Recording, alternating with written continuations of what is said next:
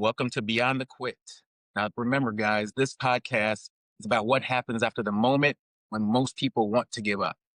So we're going to tell stories, personal, and I'm going to share with guests as well, because everybody hits that fatigue, everybody hits that struggle, and this is more of a motivation for those listening.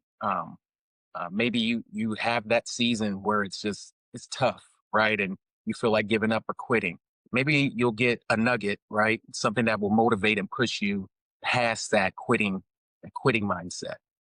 So without further ado, I would love to introduce my guest for episode 5 of Beyond the Quit, Carl-Philip Dorissant. Carl, how you doing, man? I'm doing well, my brother. I'm doing great. It is such a pleasure to have you here. I'm glad you were able to carve out some time for me and for the podcast and for my listeners. Um, I'd like to start my podcast asking the same question. What is one moment in your life where you could have quit, but you didn't? So this is a great question, and I'm kind of glad that you start the show with that question. So I'm gonna, and the one thing I love about your show is you talk about people being authentic, right? So, and this is the part for me that I have to be very vulnerable, and that's why I love that question. So a couple years ago, I went to a divorce, right? So, and divorce can be tough, especially when you have kids involved, and especially I always tell people like when you get divorced, nobody wins, right? So, so in the midst of all the dark moment, you angry, you don't want to accept it, but for me, one of the things that helped me to get going and then become, not quitting. It's first off the importance of having some good people around you, your friends, kind of talk about, the struggle. And I think the one thing that I got out of it was the fact that, my friends never really want to say, oh, yeah, this person is bad. No, no, no. They were there for me. What can I do for you to get you to this moment? And also, the biggest part for me was my faith, right? Regardless of what happened, I told myself that, you know what, God has put this person in my life for a reason. I got beautiful kids out of relationship. So God's want that person to be in my life. So I need to take that as a this is what God wants for you, but God wants better for you. Now, this is the time for you to kind of move on and devote yourself to your family.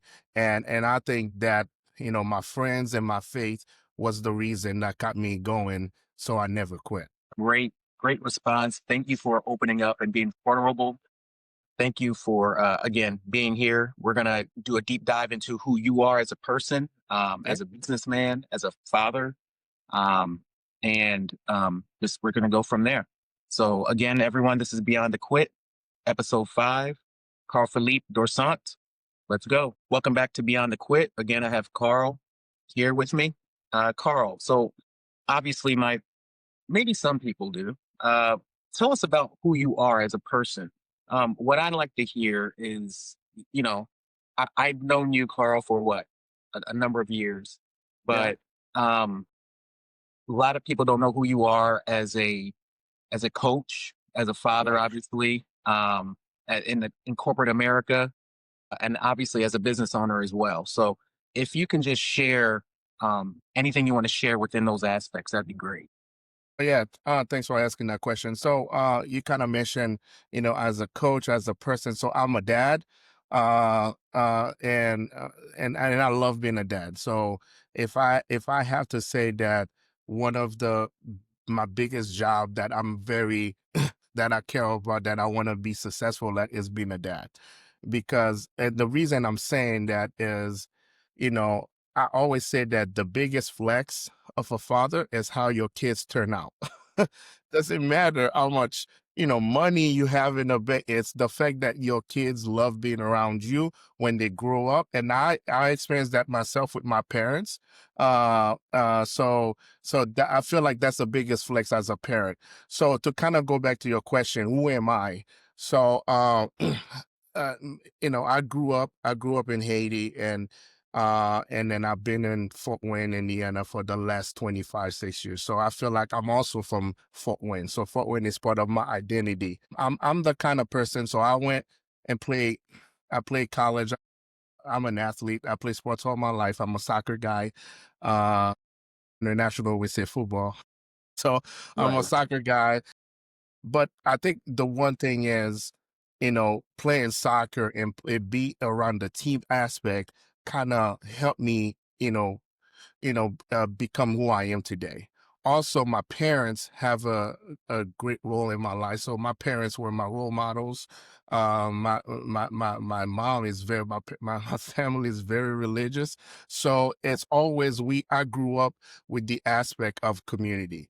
What you gonna do for the community? So for me, so that's why when I stopped playing in college and I wanted to do something so I can get close to the game of soccer.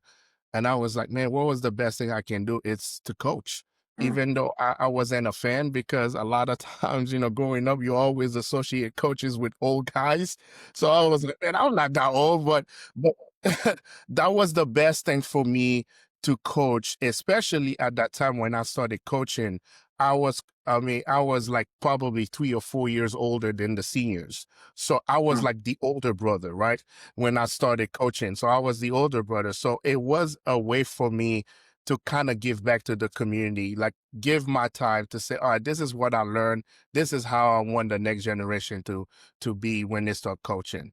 I've been, and you kind of talk about my career. I went to college, got my degree in engineering, like my undergrad, industrial engineering, but working for the last 20 plus years in different industries. So I'm in manufacturing. So mostly I spend most of my career in manufacturing, work for different organization. And right now I'm part of organization called Brunswick Corporation. And you kind of talk about the business aspect of it. So one of the things that I'm always passionate about is the entrepreneurship part of it, right?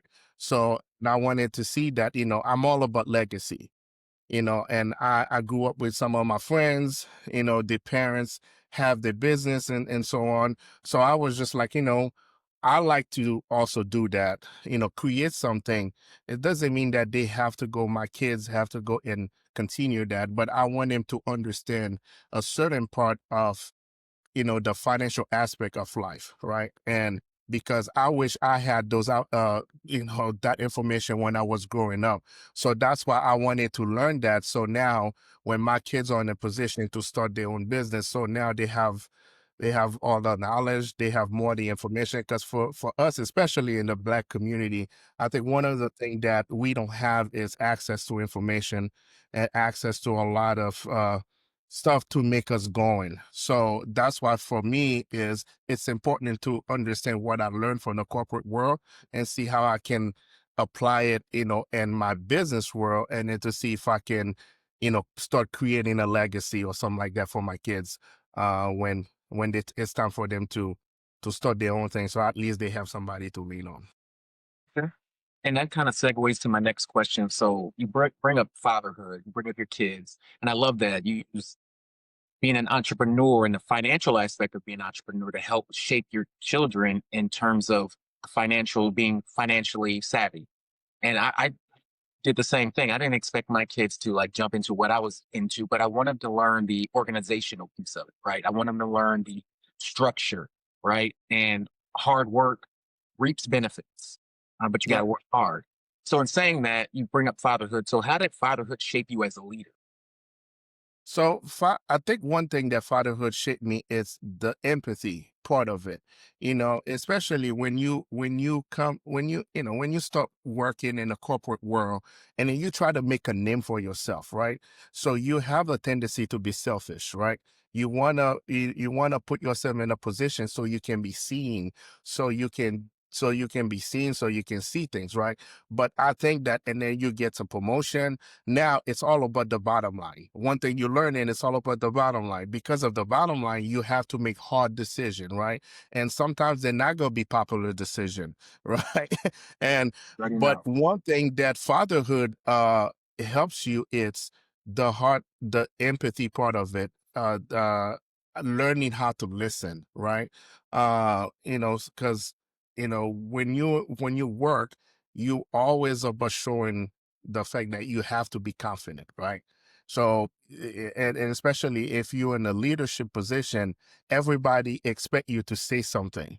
And sometimes the best answer is to just stay quiet and listen, right? And I think those are the things that fatherhood help you. It's the fact that you want to listen to your kids, even though you want to tell them, hey, this is what I want you to do. But one thing that you learn being a father is sometimes you got to sit down and understand the feelings, why they feel a certain way, because that's how you create that relationship uh with your kids. I mean, Pete, we we from the same generation, right? We from that generation that our parents just say, this is what you need to do. You just watch them, and then you learn from them. But they never really sit down with us and kind of talk to us about certain things.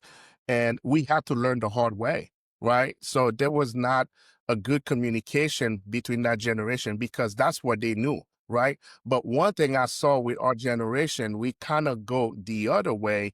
We more involved. We more involved. We want to talk more about to our kids, and it's more like that relationship.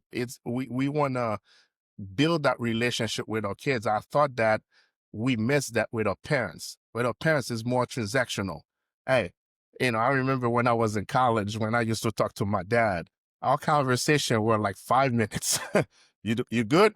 Yep. At school going, everything is good. It's different with my mom. My mom, we were like we were on the phone for like 25 minutes, 30 minutes because she wanted to know how I was doing, how I was feeling, everything okay? You're not sick? Are you eating? My daddy was just like, everything's good. Okay, that's it. But Over here. that's the way he was raised, right? And I think that we kind of break away from that mold, and then we more. I'm not saying we more human because they human as well too, but I feel like we more into getting to know our kids and their feelings. Yeah, that's so solid. And I've dealt with the same thing. When I was in college, my freshman year of college, I got homesick. I was about 5, 6 hours away from home, and my mom would always send these care packages, like the food that she would make from home. She would put them in these bags or these boxes, send them up. We would talk on the phone like at least twice a week, like, substantial, right? 25, 35 minutes.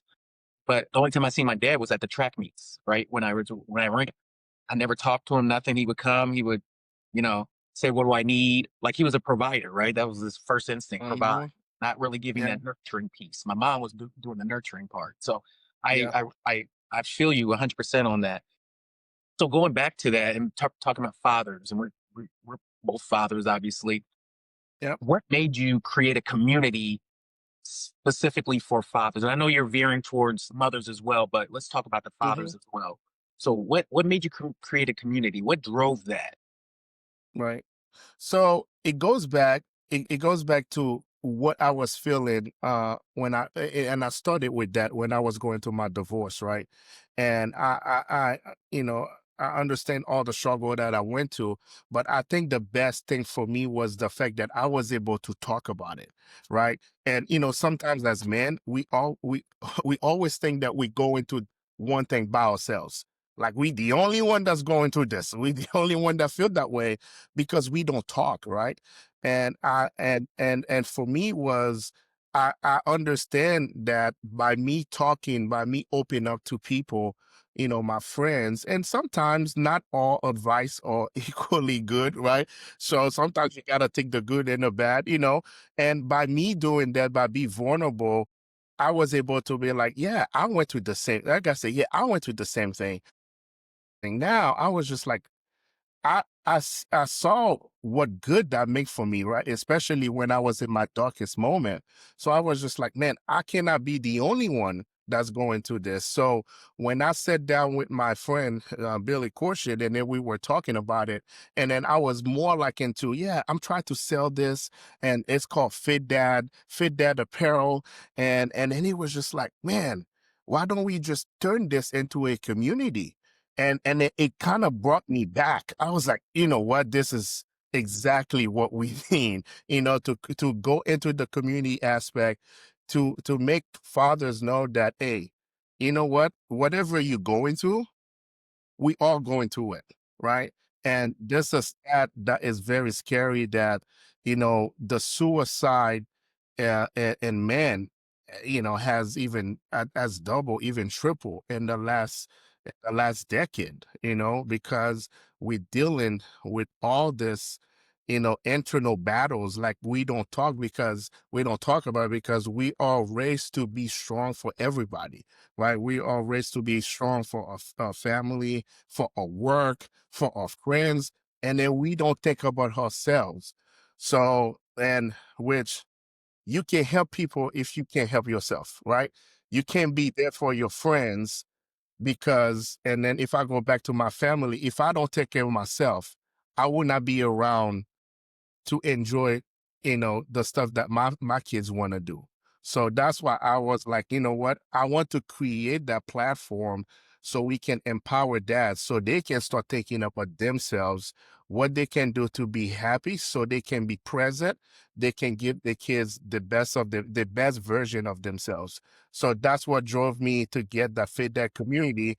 And also with my coaching experience, also go back, giving back to the community. So I'm all about, let's get everybody together. Let's create Mm, a community, because that's how we're gonna be strong together as a community. So that's awesome. that was the whole mindset behind, creating the Fit That community. That's a great base, right? And I've attended one of your events, and there, first of all, ladies and gentlemen, I mean, physically, it's awesome because you're sweating. You're sweating with a group of people that you know or don't know, right? But it's you by the end of that day, you know everybody, if that makes sense, right? You feel that cohesiveness, you feel that brotherhood. I know that sounds cliche, but it literally feels like a brotherhood. And that's what I felt when I was there. So a lot of men feel, and you talk about the suicide rates increased for men, fathers, or men in general, because Yep, we internalize a lot of stuff, right? So a lot of exactly. men feel that we're singular, right? We can't be multifaceted. We talk Yep, about career. Let me just focus on career. That's it. Let me focus yep. on health. That's it. Let me focus on family. That's it. But you and the men that I know, and men like you that I know, focus on multiple aspects, multifaceted. So how do you do that? How do you balance that? That's number one. And why is that important to you? Yeah, and you know, I went through the same problem too. There was a part of my life that I wanted to focus on my career, right? So I wanted to, I went back to school, get my master's, and I was like, I was looking for the next job, the next opportunity, and then I wanted to get in my career, and then I came to a point, but I know that all my life I wanted to be a dad, because, I wanted to have a family, because, I grew up, my parents been married for 46 years. So I know that all along that was my that was my calling, that, I'm going to set this thing up. Now I have my career where I want it. Now I need to focus on the family aspect of it, you know? So again, now that when I started the family, so I thought that the family is the most important thing, right? So even though, I have my career, but now I see my family. So now I wasn't even focusing on my health standpoint. So now, and I was like, and then that's where I have that ha moment. I was like, okay, my career, I cannot be good at work if I'm dealing with issue at home. And I cannot be a good dad if I don't have any energy, or if I'm stressed at work. So Okay. I was just like, even though they are important, you gotta be able to separate them, right? So when I'm at work, I'm focused on work. When I'm at home, it's all about my family. And then I go work out. So when I go work out, I put do not disturb because for me, this is my time to focus on myself. Okay. Doesn't matter if I'm working out for 20 minutes or 30 minutes or 45 minutes. This is my time. This is my time to be like, okay, this is what I'm going to do to get the best version of Carl Phillip, right? So that's where I was able to kind of balance those things. And one thing I remember I was talking to you, and something that I start doing is, all our life, it's so structured, right? With this, right? We work, we got a cell phone, we have meetings, everything, right? So, and I know that I got that from you, the best advice. So, one thing I start doing is I start adding my workout to my schedule. Nice. I start adding, working on my business to my schedule, and and that's the way I was like, man, this is what I do at work. And then this is what I do at work. And whatever the kind of performance I put at work is because of that structure. So I need to put that structure somewhere else. Right. So that's what I start doing, even though sometimes I wake up, I don't feel like working out Mhm. or I miss it for some reason. Right. And but the fact that it was on my calendar, I said, man, you need to work out today. That's I was right. like, I don't care if I have to drop and do 20 push-ups and do 20 Right. sit-ups. That's a way for me to get that check mark, right? Or if I have to work on my business, even it's me responding to a angry customer that was not happy with the product, that's me working on my business. So that's where and then it goes back to the fact that we play sports, and then one thing about sports, we have to be disciplined. Everything you do, this is the outcome. Same thing with work. That's one thing we learn in the corporate, and especially in manufacturing. It's the process. You got the input, you got the process, and then you have the output, right? So everything you have to do, you got to find the outcome. So this is what I said. I was like, if I want to be a good dad, those are the things I need to do, right? Even though we still don't know what we're doing. Mhm. That's the Legit. hardest job in the world. Legit. Yeah, because the outcome sometimes doesn't come up the way you want it, right? But I was like, it's the commitment, right? You got to commit to it. And I think that's the part that I feel like a lot of people struggle with. It's the commitment. Once you sign up, whatever you're doing, whether you're married or not, you got to commit to it. If you don't commit to it, things gonna fall short, right? So that's the part that I was like, I need to commit to it. I'm not gonna come here and everybody think that I'm perfect at it. I'm not good at it, but when I think what I can do is commit to everything I'm doing. Like that. And the calendar aspect helps me. I'm glad you utilize that. Even if you miss it, it's still going to be in the back of your mind all day long. Like, man, I just missed an appointment. I set an appointment, I missed it. And then Yep, you're more apt to stick with that appointment moving forward. It's just a mental. We're visual, right?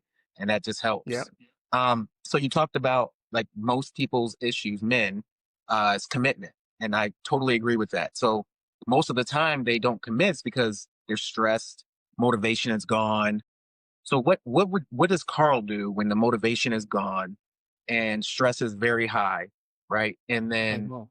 that you have to still show up, right? Yeah. What do you do? What pushes you? So I believe that everything is all about foundation, right? So, and whatever you create your foundations on, and that's why you always need to go back to.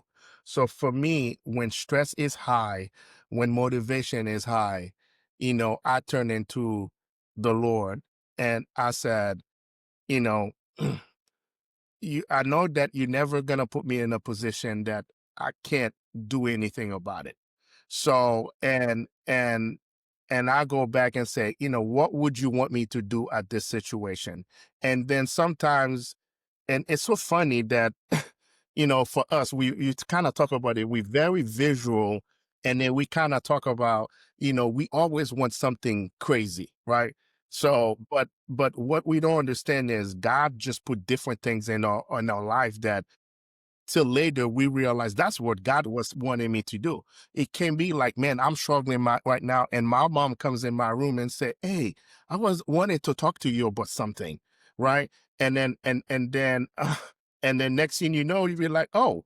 I'm not taking about that stress anymore. So that was God sending your mom to you to kind of take that away from you. So for me, that's my foundation, is to kind of find some clue. But for me, my biggest thing is, it's my friends. I have something that I call my friend, doesn't matter, just to talk. Mm. We just talk. And then for me, that's what kind of turn down the heat for me, right? I call, and it can be a random person. I just call them just to talk to them, and we talk about anything. It can be, hey, sometimes I say, how you doing? How's your family doing? And I just let you talk. So, and those are the things that I always lean on people, that when I feel down, and then just talk to my friend, and then sometimes they say something that would be like, oh man, I'm glad that I'm having this conversation with you. So that's where I was at. I have a group of people that I always reach out to. And when I get to the situation, including my parents, when I get to the situation, I call them, and then to kind of pick their brain. And sometimes I don't even talk about my stress. I talk about different things to make me start thinking about something different. So for me, those are the ways that I kind of try to balance my stress, because and then kind of go back to the whole fit that community thing. People can look at it, your fit that is a bit, it's not a business for me. uh and since I started the network, the friendship that I made, and the fact that I know that, the Pete, I've known you for a long time, but the fact that I can call you and I say, Pete, I want you to be part of my first podcast, or I want you to be part of my first event, and I know that I have you. So Absolutely. for me, that's the thing that is very important to me. And I've made a lot of guys that I know that they got my back just to the fit that community. So that's why for me, we encourage a lot of people, a lot of dads to be part of it, because the relationship that you make, and it's unbelievable. So I hope that I answer your question. Dude, yeah, that's strong. That is so strong. Yeah, that answers it perfectly. I pulled some nuggets from that. Like, you talk about reaching out to people that are close to you, and if you have those moments, right? And no matter what, you just dial. Not even, it's not planned. You just dial and just have a conversation, and it kind of helps recharge. Is what I'm getting from what you just told. And Yep. saying, what kind of habits you think every father or man, they don't have to be a father, Hmm. should Yeah. have right now? So, like I said, the one thing I would say is always go back to what makes you happy, right? So, and I think that when you put that as your habit, and I'm just gonna give you a little silly example. It's just like, a lot of times, and I'm gonna use the workout portion of it. Workout can be tough, and people can be like, man, that's miserable. That miserable. Oh, I don't want to See, do it. My body hurts and stuff like that. But I was like, remember when you were a kid? When you were a kid, you were very active. You were doing stuff. You were tired. But the fact that it was fun, you kept doing it, right? So if you can make whatever you're doing fun, right? So like for instance, for me, the one thing I like about working out is the sweating. I like to go to work out and I'm sweating. So for me, it's fun to me. Now it becomes fun. It becomes fun to me. Now I don't see the fact that, man, I'm doing all this and my body is gonna be sore later on. I looking at it that, man, I like the fun of sweating, right? So that's for me, that's what I would say is that one of the habit is, you know, whatever you do, stick to it, right? It's working for you, just stick to it, right? So if waking up at 4 o'clock in the morning, and then it's part of your habit, just keep doing it. Even on the days like, like a Saturday, keep waking up at 4 o'clock in the morning, right? And because you can, and I'm not saying everybody go wake up for it's just like whatever works for you, just keep doing it, right? Because that's what is your foundation. Always go back to your foundation. When things don't work, you always can go back to the drawing board and say, all right, I gotta go back to my foundation. What did I miss that make me, like I said, if I wake up past 5 or 9 o'clock, I feel sluggish. Hmm. I was like, I know why, Yep. because I'm off schedule. So so I would say that so to kind of answer your question, some of the habits is, whatever makes you happy, keep doing it. Whether it's reading, whether it's calling your friends, or watch something that you do on a regular basis. Just keep doing what you're doing to make things a little bit easy for you, because we are creature of habits, right? And that's one thing that's why you see athletes. That's where they are, especially professional athletes. That's where they are, right? Because they take the same shots a million times. They go to the gym and do the same workout, even though it's kind of repetitive, but they know exactly why they're doing it. So it's all about habits. Find the habits that you're comfortable with and stick with it. I like that. And that people can use it. And thanks for saying that, because that's something people can implement immediately. They can do that today, right? Because they know themselves better than anybody else. They know what makes them happy. They know what they can kind of use as fuel. I call it fuel. So what have you learned about men in building the Fit Dad community? So when I learn about men is we don't like to talk. So What that's do you mean one by that? thing with men is we don't like to talk. But the good thing about men, when one of two of us start talking about something, everybody now want to talk about it, right? So perfect example, I'm coaching my middle kid right now in soccer, and it's a struggle for me. And the reason is a struggle because, I play soccer, I play in college. So I play to a certain high level when it comes to soccer, right? So, and I watch soccer a lot. So, and I coach soccer. So for me, I have those expectations of what you need to do to be good at this game. And then I have to transition that with my son. Sometimes we get into this battle and he thinks that I don't like that. I don't think dad's loves because he's always picking on me. And Mm, I had to explain to him, I said, I have different expectation for you. But but again, the best thing, and to go back to what I learned from men was I went. It was one of the Fake Dad event, and I was like, guys, I'm struggling with my son. I'm coaching. I'm struggling with that part. And one guy said, I have the same problem, and then he said, this is what I start doing. And then he said, I had the same problem. He said, this is what I start doing. He said that when it comes to playing, when it's not to coaching, leave the coaching on the field. So when you go home, or you get in the car, get back to be a dad again, right? So as I had that conversation with my son, I say, hey, you go to practice, I'm coach. I'm no longer a dad. So I'm gonna treat you as a coach. So when he told me that, so I started doing that. I was like, okay, on the way to practice, we don't talk about the game, we talk about the game on the field, and if you start acting up, I'm gonna correct you on the field, and then we get back in the car. We don't talk about it any. It's like we didn't even have practice. So for me, by doing that, I think that it was a way for me to separate the game and being a dad. So and I think that's one thing that I learned by just opening up myself and said that I was struggling with it. Now, guys say, this is what I did. This is what I did. This is what I did. So that's one thing I learned about men is men some men, they don't like to volunteer information. But once you start talking and they be like, yeah, I have similar thing with you, they're going to talk to you about it. So yeah. And then we terrible at another thing with men, we're terrible at commitment. oh, so there you go. so you can tell them, hey, we're doing this event on, hey, everybody say, yeah, that's great. And then on the day they don't show up. Right, right.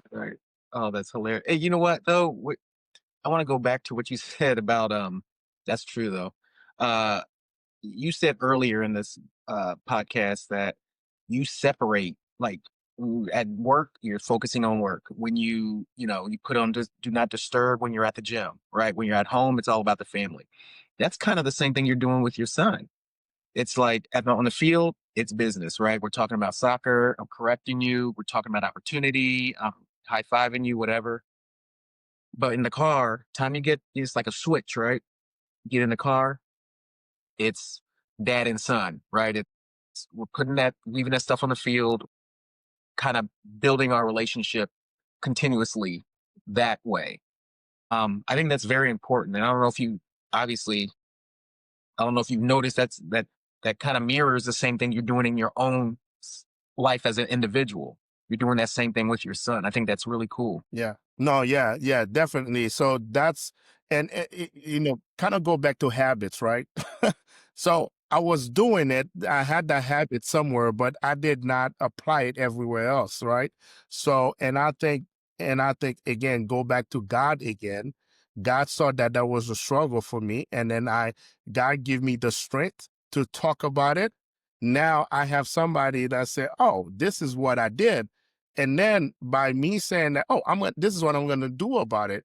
And then it was a way for me to God to tell me exactly, hey, I got the answer for you. I give you the strength to talk about it, and somebody kind of give you that ha moment, and I Yeah. go back again, and then I start separating, coaching with, with me being a dad. Hmm. That's good. That's good. So how does modeling strength and discipline without turning an emotional stone? Like, how do you do that? And how do you like give that to your kids? You know what I mean? Because you're wearing different hats, right? Yeah. Carl at home or with Hmm. his friends isn't the same Carl in the boardroom, right? Or coaching. Yeah. So, how do you model that strength and discipline without making it personal, right? Or making it emotional? If that makes sense. Yeah. So yeah, no, no, that makes sense. So when I started working, and then one of my the guy that used to be the plate manager, he used to be my mentor, and then when we were talking about work, and something happened at work, he told me this. He said, "Carl, nobody cares about your feelings. People cares about facts, right? People care about facts, right?" So that's where, and then I was like, you know what? Nobody cares about what I feel. I just got to present the fact, and this is what I'm going to do about it, right? So that kind of go back to what I was saying is, you know, there was time your kid's gonna say, "Dad, you don't love me," right? Instead of saying that, "Oh, what do you mean? Why you don't love me? I've done this, I've done that for you, I've done this, I've done that." But now now that tells you, okay, why did he say that? What did he see to make sure that you're not doing something, instead of getting in your feelings that how come my son said that I don't love him when I'm giving him everything, when I give him a privileged life and stuff like that. But there's a reason, there's a trigger moment, right? So now I think that one of the things that I start learning is understand the why, and then go after the answers, right? And then not focusing on the fact that somebody said that, even at work, people have different opinion. Some people might think that I'm the best supervisor, and some people might feel different. They say this is the worst guy ever, right? But I cannot please everybody. I know that that's a fact, but at the same time, I can take that feedback and do something about it, right? And I think for me, the biggest thing is being active on feedback you get. Whatever you're doing, always seek for feedback and be active about it. You know, when my son were me and my son were struggling when it comes to coaching, I had to find a way to get some feedback out of it. So that's why I went and asked for help and said, this is what's happening with me, because his feedback, he cries, he's upset. And I was like, I don't want him to be upset. But at the same time, I was like, hey, he has to learn. You have to do this. So my thing would be like, hey man, don't be upset. I let him be upset. I Mhm. let him be upset. Now, when I have the answer, I say, hey, Mateo, remember the last time I told you about this and you got upset? This is why I did that. And this is what I want you to understand. So you know going forward, this is the way that is taken. Right. But but but sometimes I feel like, we have to let things go to for us to recalibrate and then not get in our feelings and try to find the answers right away. Sometimes we need time to kind of settle down, and then we don't, we human, we're not Sure. perfect. Our emotions Okay. gonna go to the roof, and sometimes it's okay to kind of, settle down, recalibrate, and then go at it again. So for me, uh to go back to what I was saying is I would like for people to be active on the feedback. You cannot fix everything, and some feedback you can do anything about it, but at least you take it and then just be active about it. I like that. And a lot of men, and I used to be this way. Anytime somebody gave me an opportunity, right, or stated an opportunity or gave me feedback that I didn't like, I would take it personally. Like I would take it personally, not in a business sense, like, hey, they're giving me this feedback because they want me to be better and they want the business to succeed. And the only way it'll succeed is if I do my part efficiently. So that's the kind of feedback it would Yeah, affect. So to your point, you said you would take that feedback and you said you would get better, right? You'll learn from it and then you'll implement it. You're like, okay, this is what they're saying. This is what I'm going to implement moving forward. The hard part is for most men is taking feedback. We're prideful. And then we're taking feedback and then we're like, man, screw that. I know I'm doing good. I'm better. And it's hard for some men to do that. It was hard for me at one point in my career and in my life. Now I urge feedback because I'm not perfect. You said that none of us are perfect. So is there anything yeah.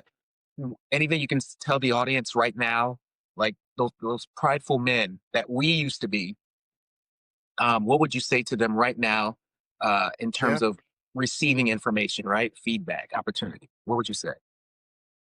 So one thing I tell everybody, even the at work, people that work for me, I was like, it doesn't make you less competent for asking for help, right? So I think, kind of go back to what you were saying is we thought that, asking for help or saying that I don't know how to do this is a sign of weakness. But I think, for me, what I learned is that make you a stronger person, right? Because for me, recognizing where you're not good at is the biggest strength that you can have. So what I would tell men, in general is, you know, it's okay to ask for help. I know, I know in a community, in the Black community, we don't do therapy. It's No, okay to talk to somebody about your problem, right? And it's not for that person to fix your problem. And I think that's why a lot of times people get sideways because they said, "Yeah, I'm going to talk to you about it. I don't want to talk to you because I don't want you to fix my problem." It's not about that.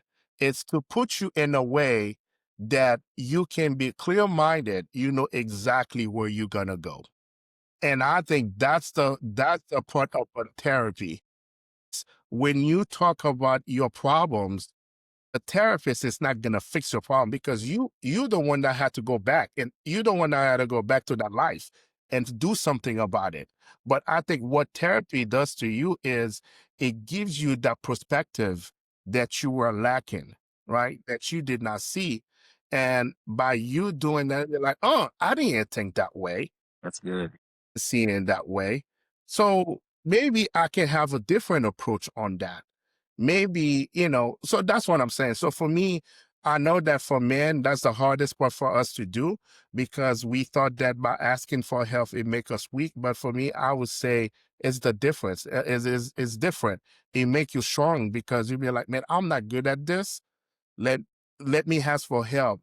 And then so I can get that, so I can take that feedback, whether some feedback are bad, but but when you have a clear mind, it help you to be like, okay, this guy got bad bad intention. So I'm not gonna pay too much attention on that. I'm gonna focus on that. But when you fully emotional, you don't even know what's good, what's bad, right? Because you take every feedback or bad feedback, right? Right. But Yeah. I think when you're not dealing with feelings, yeah, when you're not dealing with feelings, you can see what's good for you, what's bad for you, and then you can take the good one and go after it. Mm, I like that. What does leading by example look like on a daily basis? So leading by example for me is do what you say you would do, right? So you know, and for me, even at home, if I tell my son I'm gonna do this with him, I'm gonna make sure I do it because he's gonna call me out. My kids, they're like, Dad, you told me you were gonna do this, but you're not doing it, right? So I'm the kind of person is if I'm gonna tell you to do something, I'm gonna do it with you.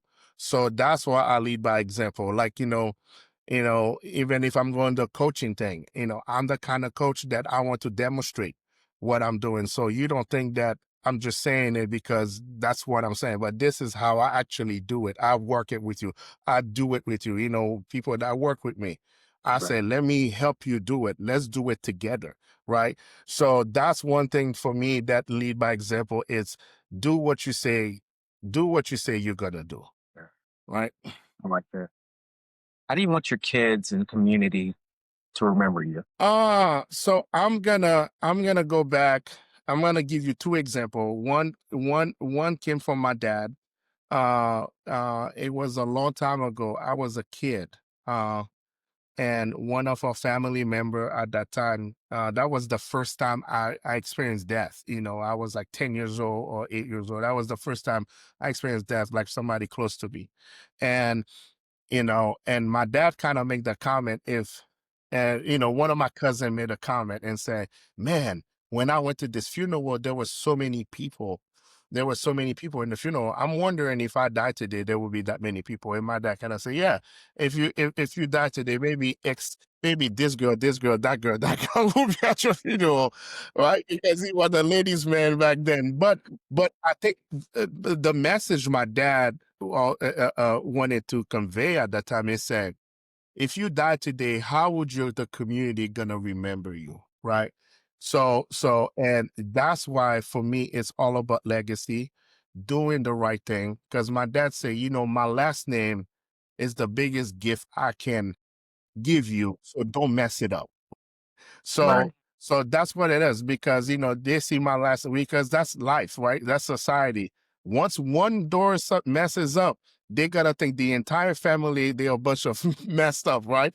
So that's why it's important that what you do, you try to do good. And I grew up in church. My mom was very involved in the community. And one thing I saw with my mom, she always helped. So that's why for me, I get fulfillment when my friends do well, right? So, and that, that's why I'm always the biggest supporter of my friends, because I always say that it doesn't take me a lot for me to say, hey, check out Pete podcast.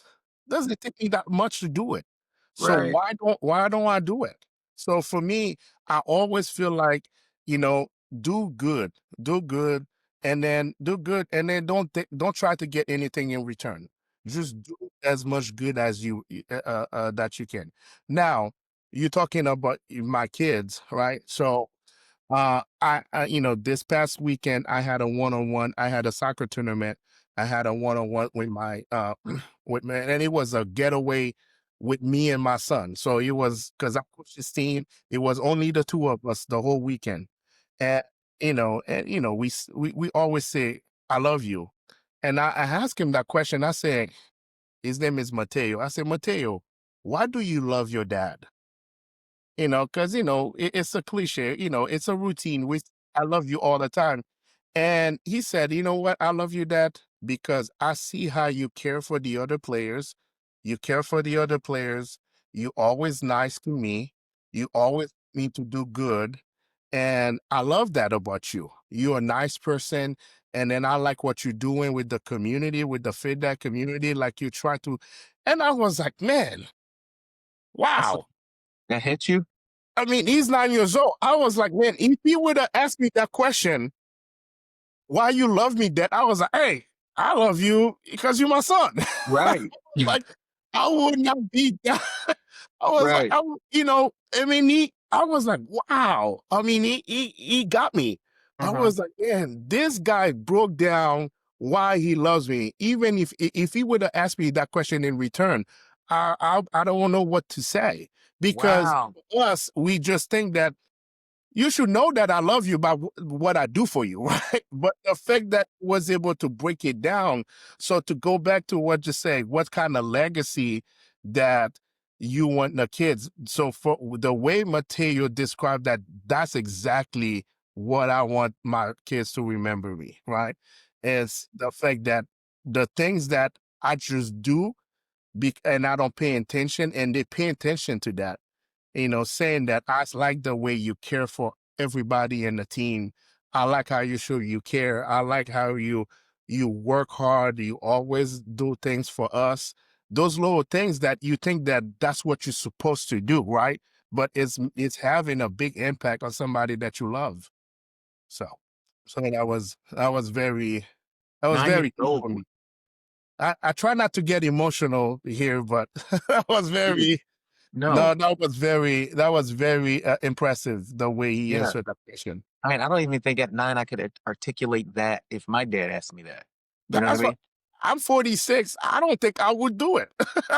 Even if you would ask me that question, I don't know Right. if I was able to say it that way. I would say, "Yeah, what do you mean I don't love you? I love you because 'cause you're my son." Smart kid. And Yeah, you're raising a smart kid. I mean, that's awesome. And that had to hit like hard for yeah. you.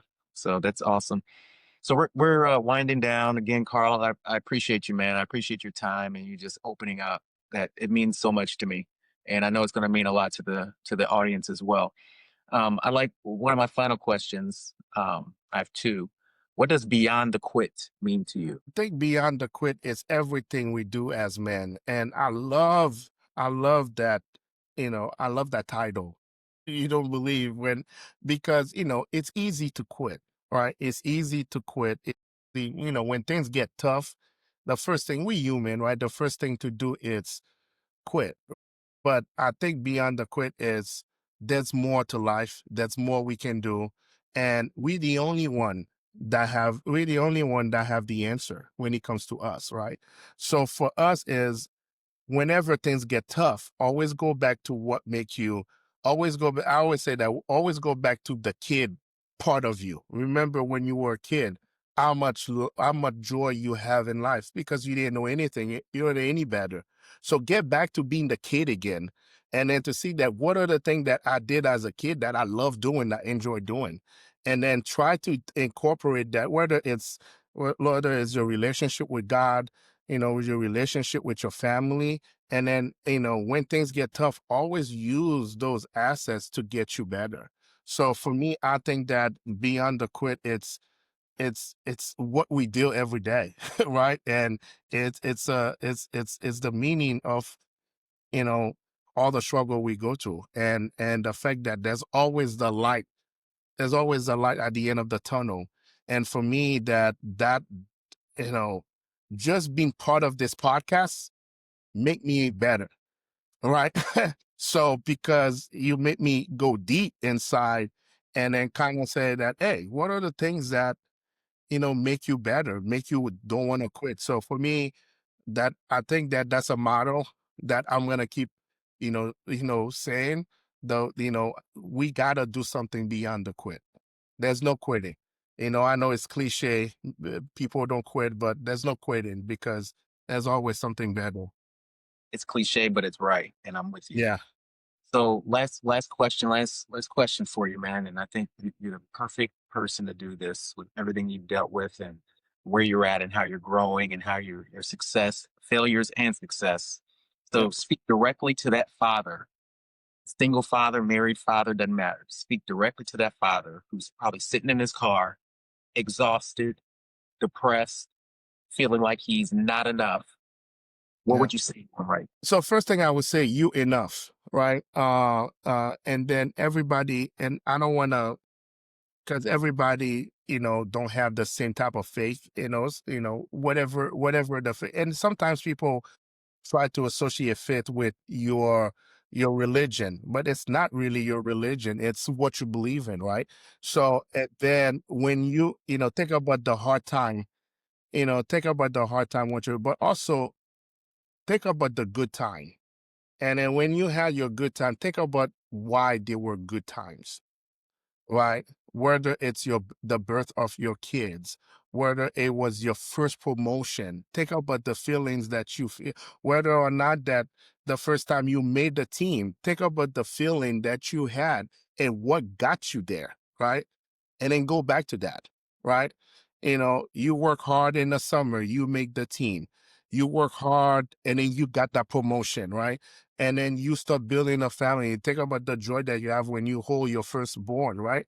Or any kid that you have. Think about that joy and the commitment that you made because of that. It's all about the commitment, right? So when things go south, find something to commit to and stick to it.